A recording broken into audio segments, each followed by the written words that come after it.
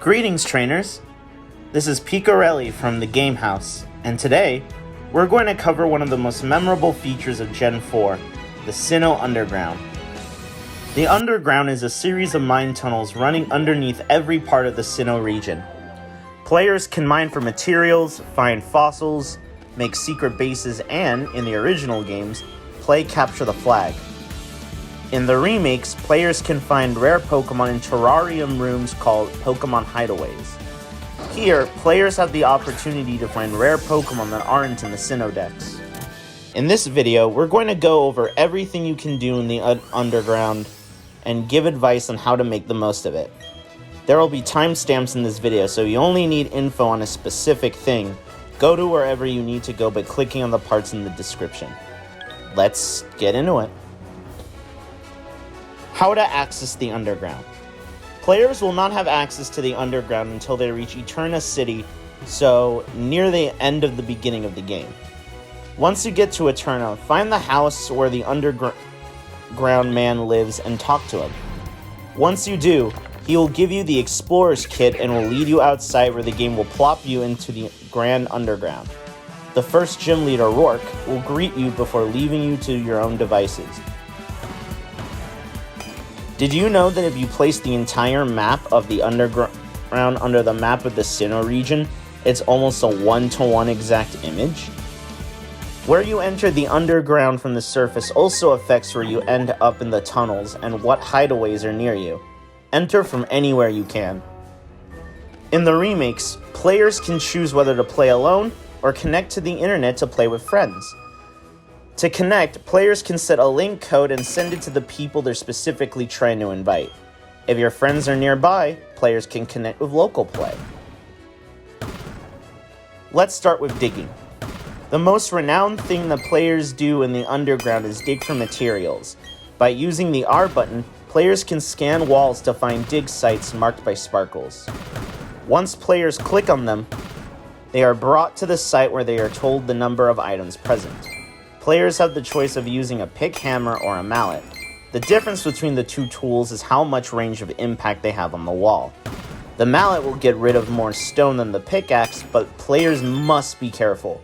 There is a time limit, as every time players chip away at the wall, the dig site comes closer to collapsing. As the mallet breaks more wall, it eats up more time, and when used haphazardly, makes it easier for players to lose out on digging up every item. Items that players can obtain are as follows: Red Sphere, Blue Sphere, Green Sphere, Prism Sphere, and Pale Sphere. Each of these come in small and large sizes. Other items are shown in the graphic in the video. Lastly, players should keep in mind that if playing with another person, they can help you dig your wall without eating your time. According to Joe Merrick and Sarah B, if you play in multiplayer, other players can join your dig. Whenever a player joins another person's dig, they'll be able to take parts of your wall away without it damaging yours, so you can get some extra items done through coordination. If you have friends in your area or a roommate, dig with your homies for better results. Now then, one of the most renowned features in the game has to be Diglett Hunting. We have the newest feature for Sinnoh's Grand Underground. Throughout the Underground, you will see Diglett and Dugtrio at various points. Each of them leaves behind a certain amount of energy. Players get 1 point for Diglett and 3 points for Dugtrio. Players share the Diglett point count across the multiplayer lobby, so when one player gets the point, all players currently playing get that point. If players leave or join while a player in the lobby has got Diglett points, they will also get them even if they enter late. If you collect 40 points in one session, you will get a small bonus. For 4 minutes, you will have a slightly increased chance of encountering a shiny Pokemon in the Underground. 1 in 2048 compared to 1 in 4096, and the chances of getting a gorgeous box shoot up as well. Pokemon Hideaways. Pokemon Hideaways are BDSP's newest addition to the Sinnoh's Underground. These special environments contain Pokemon that you can find on the surface, plus rare spawns from the Platinum decks that you can normally get during the post-game. While we will go over the list of Pokemon that spawn in the Hideaways in another guide, we will list the different Hideaways below. Spacious Cave, Grassland Cave, Fountain Spring Cave, Rocky Cave, Volcanic Cave, Swampy Cave, Dazzling Cave, Whiteout Cave, Icy Cave, Riverbank Cave, Sandseer Cave, Stillwater Cavern, Sunlit Cavern, Big Bluff Cavern, Star Gleam Cavern, Glacial Cavern, and Box Sunk Cavern. Each of these caverns can give you rare Pokemon and can serve as excellent training grounds for them to get the most amount of EXP you can. However, you might not always get the rare spawn you want. This can be amended by exiting and re-entering the cavern you're in. Players will also get access to more Pokemon depending on where they are in the game. The list of milestones are shown in the video.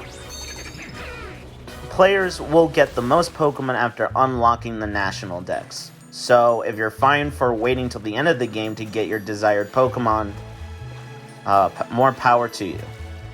In my personal experience, players are better off beginning their Hideaway escapades when they have access to Dusk Balls, as this makes the grind for rare Pokemon exponentially easier. Players can use any Pokeballs they want, but Dusk Balls and Ultra Balls will make it less of a chore. Players can also affect the rates of certain spawns by use of certain statues in their secret bases. Secret bases. Players can make secret bases using the digging drill. When it is set up, people can visit your base, but the bases have some changes. You can move your base at any time by using another digging drill purchased from one of the sellers in the underground. There also is the ability to expand the base through various traders who offer you spheres in exchange for your standard items. These can also expand your secret base. There are 2 expansions you can go through. The first expansion, 60 red sphere S's, 60 blue sphere S's, 60 green sphere S's, 30 prism and pale sphere S's. The second expansion are 40 of red, blue, and green, and 20 of prism and pale, but in large sizes.